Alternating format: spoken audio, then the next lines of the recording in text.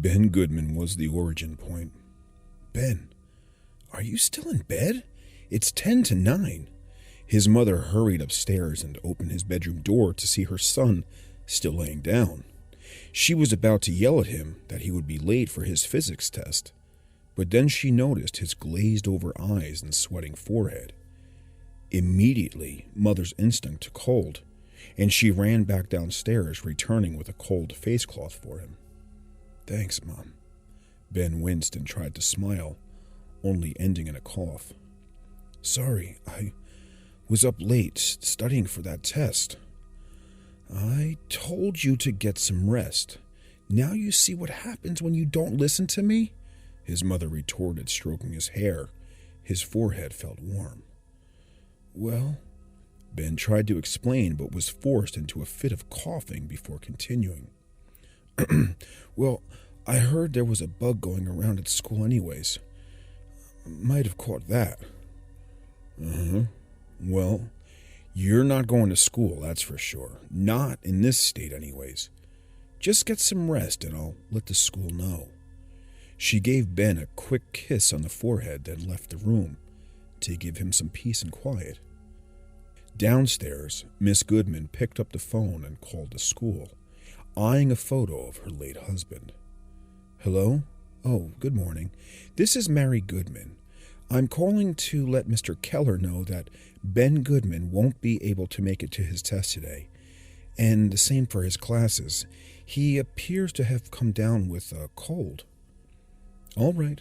I'll be sure to let him know. Thank you, Miss Goodman." And Cindy put the phone back on the receiver, wrote down a note, and made her way out of the office.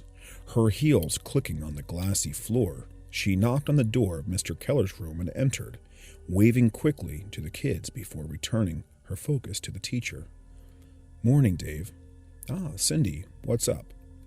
Dave asked, taking a pile of papers and stacking them together, likely the tests. "Well, I just got a call from Miss Goodman. She says that Ben is sick today." A few students in the back of the room chuckled quietly, but Dave just sighed. "Of course, today. All right, thanks for letting me know." Cindy nodded, then exited the room as Dave began handing out the tests. When she got back to the office, she turned on the intercom and spoke. "Just a quick announcement. A student is absent today due to illness. It's likely a flu bug, so please remember to wash your hands well and avoid activities that may spread the sickness through our school. Thank you." The following day, 3 more students from Ben's physics class were missing from school. Their parents had also called in claiming their kids were sick with similar symptoms: fever, glazed eye look, and a slight cough. Another announcement was made. "Hello everyone, just another reminder that there is a flu bug still going around, so be advised to wash your hands well and refrain from sharing foods and drinks to lower the spread of germs. Thank you."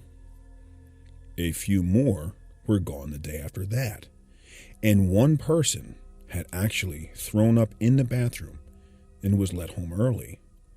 By this time, Ben was back in school and right as rain, but multiple other kids were still out. One girl was taken to the local clinic for a medical checkup, as cough syrup and rest had done little to nothing. The doctor examined her and then examined her again. She checked her equipment and tried a third time, then turned to the girl's mother. "I can't find anything wrong with her," the doctor reported. "I mean, besides her symptoms, there's no apparent cause for what made her ill." "Do you have any idea at all what it could be?" the mother asked. The doctor sighed, giving a slight shrug. "I suppose it could be the flu, but it's a little early in the year for that. I'd just go home, rest up, and come back if it gets worse." The two thanked the doctor and headed home. That afternoon, while lying in bed with a rising fever and a rough cough, the girl relayed a message to her group chat about her situation. So apparently the doc doesn't know What the fuck is wrong with me? She said it was the flu, but she's not sure. Student absences stockpiled. Not long after, a few of the teachers took sick leave. Siblings and parents of the high schoolers began to develop symptoms. Even Miss Goodman took ill. Ben was forced to stay home to take care of her since she was the only one there to look after him. "Sorry about all this," she said when Ben had taken leave from school. He shook his head. "No, Mom, don't worry about it. I can't lose you. If I lost you, I'd never be able to forgive myself. Ben, it's just a cold." "Nothing to be so dramatic about." "Yeah, I guess you're right. I just don't want to lose you too."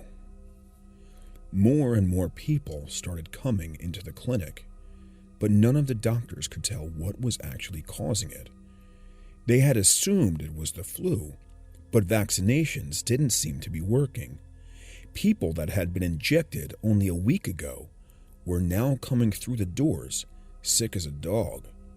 Multiple people were carrying buckets, into which they were vomiting rather violently, in front of other clinic goers.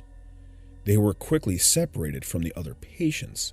The media had caught on to the story as well, and it was reported on the news that night. Mystery illness spreads.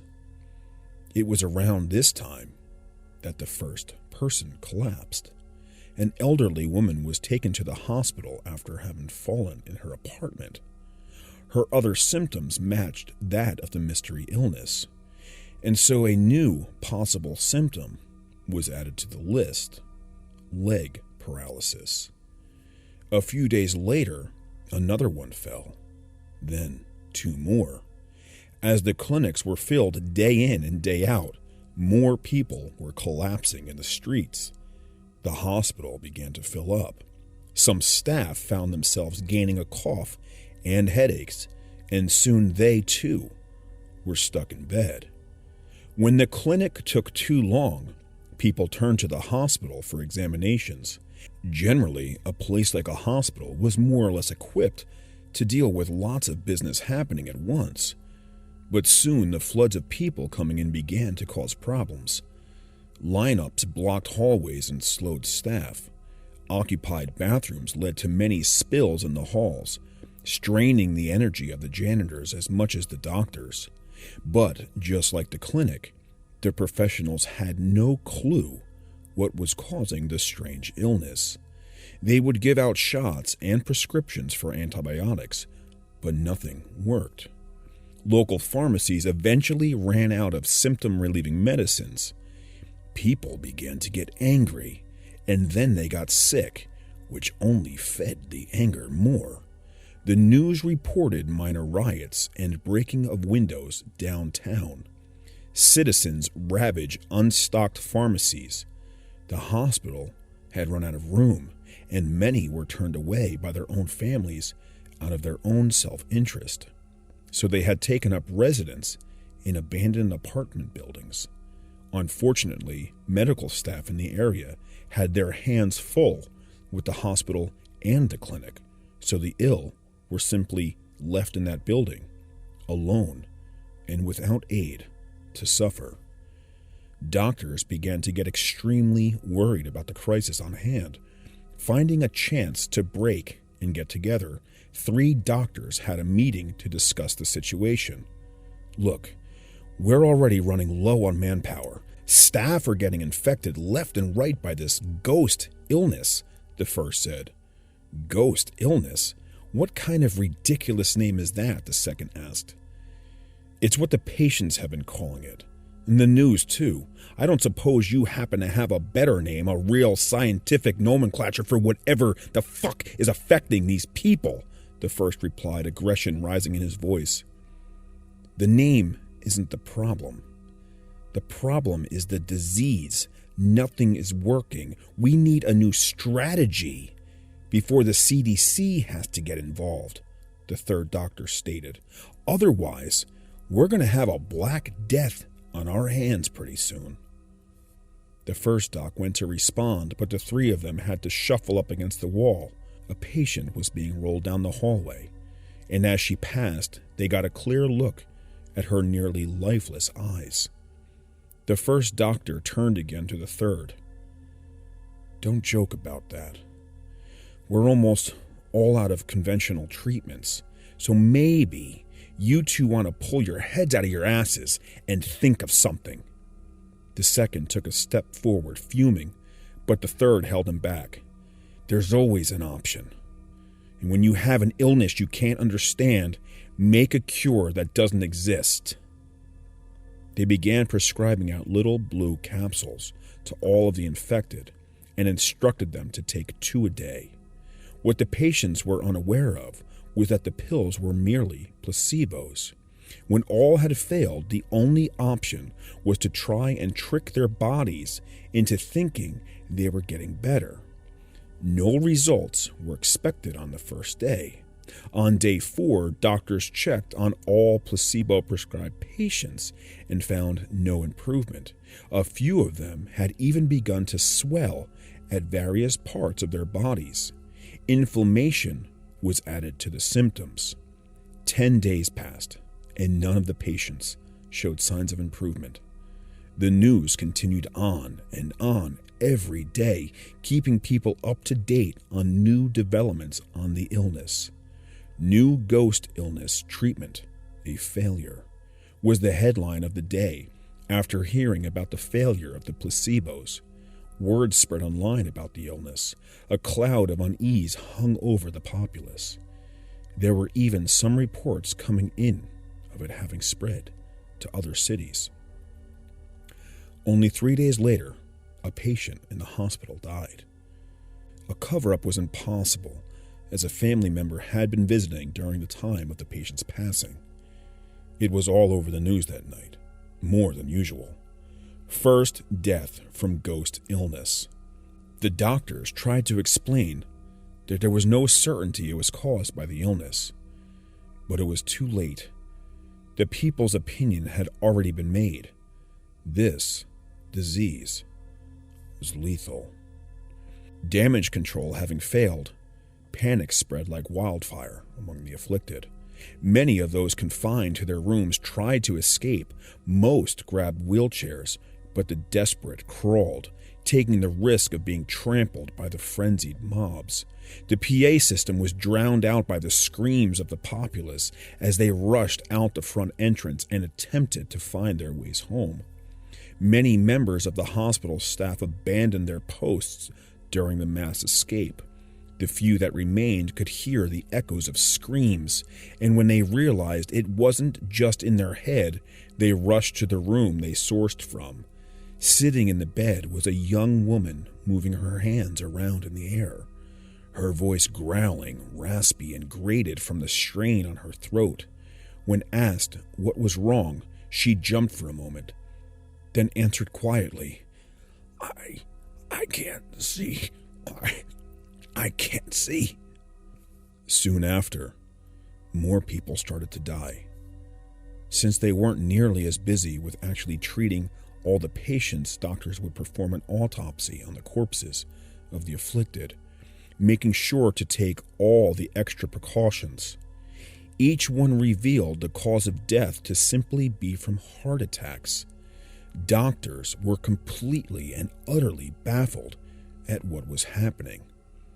Some minds were broken. One couldn't take the pressure anymore. His body was found in the river. The call to the CDC was made, but it was too late. Headlines of ghost illness claims 500 lives scrolled across LED screens as people took to the streets in panic. Some tried to escape from the city. Others were rioting in anger of the government's lack of response. A building burned to the ground and charred corpses fell from the windows. People afflicted by the illness continued to die of heart attacks. The illness entered its 4th week. As the populace roamed the streets, Ben headed into a part of town enforced by what little remained of the local police. Beads of sweat slid down his face as he gazed upon the ill. Just find the pharmacy and get back home. Mom needs you. They gotta have it, otherwise Mom will... The thud of a collapsing body beside him threw Ben out of his thoughts.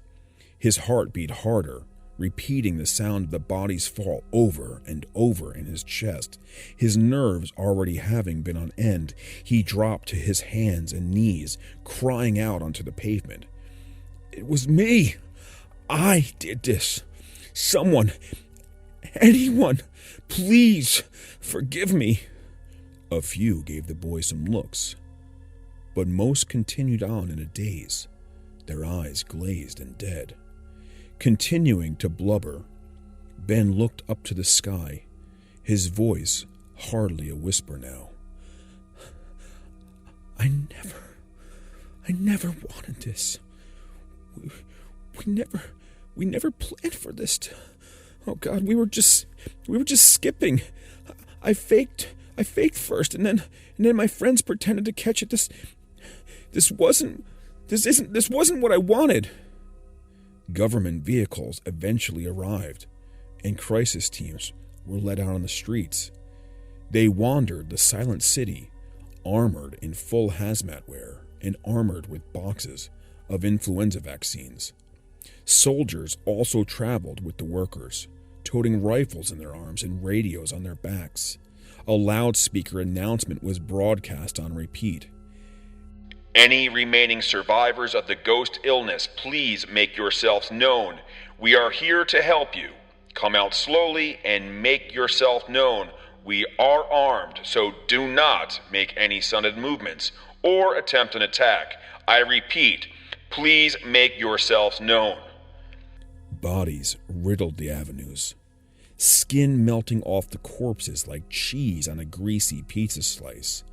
One worker picked up a newspaper that had been blowing in the wind and read the headline, Ghost Illness, the End. Fluttered in the wind. The hospital was a disaster zone. Pills and plasma covered the floors alike. Patients rested eternally in their beds, and white lab coats had become stained yellow and brown. In one back room, a pile of burnt corpses were found. The team continued moving through the city until they heard a shout.